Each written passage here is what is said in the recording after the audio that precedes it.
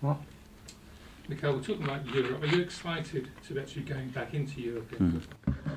I am, and we missed it last year so much. Those night games at the Emirates, that atmosphere, playing against European teams, the preparation is just very different, and it's great. And as well, it brings other opportunities to other players. You can rotate more. Everybody feels more participating. Yeah, it's great.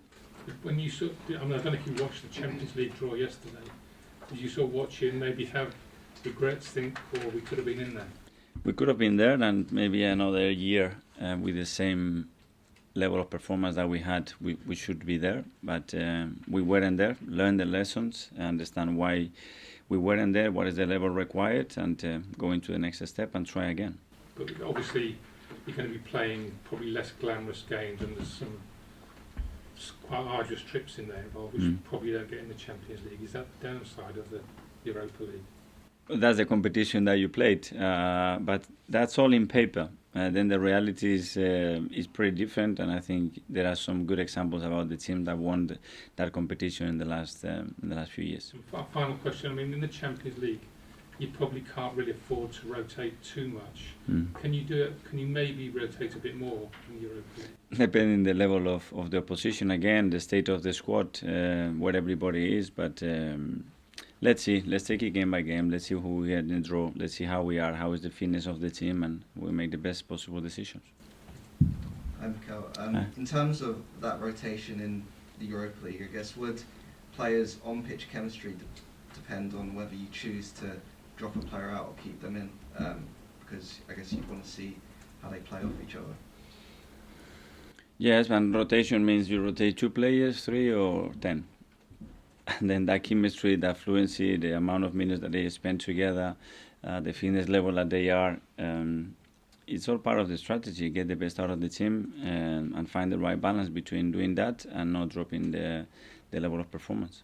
Is that something that comes into your mind when, with the 5 subs rule, trying not to kind of, I guess, overuse that as well, maybe?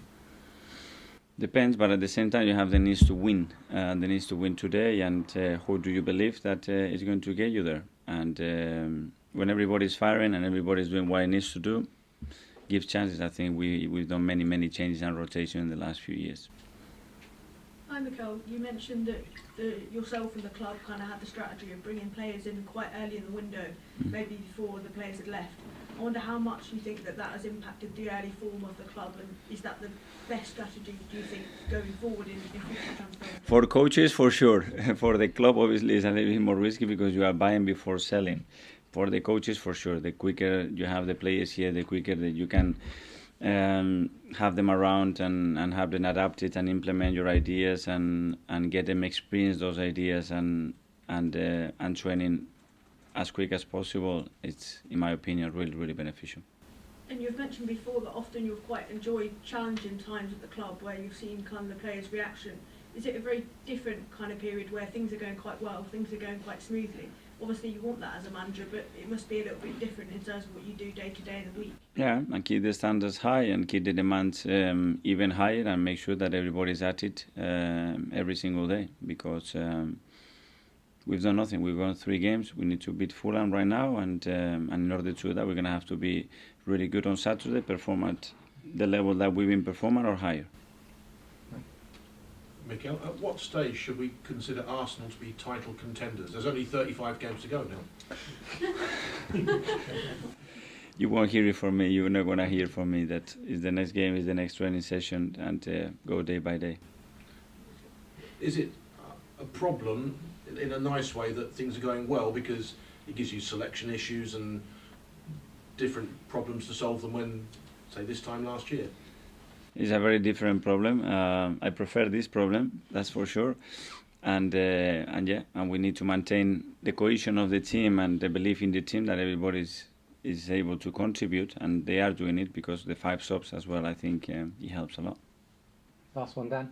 Okay, I just wanted to ask you quickly about Emile Smith-Rowe. I mean, at this time last year, I think he was around the England squad, and you mentioned the World Cup and also conversations you had with Nico about minutes. I just wondered, have you been speaking to him? Has he been having similar conversations? Because there are some concerns about how much... No, because he's been injured. He's been injured. He's not had a clean pre-season. He's not there yet. Obviously, he participated in the last few games, and he needs to now earn the right to play in the team. In order to do that, he needs to perform and be consistent. Will the Europa League be a kind of key outlet for players? Every day for me is the key. What he shows every day, and that consistency, that hunger, and increase the level. Thanks, everybody. Yeah, thank you. See you tomorrow.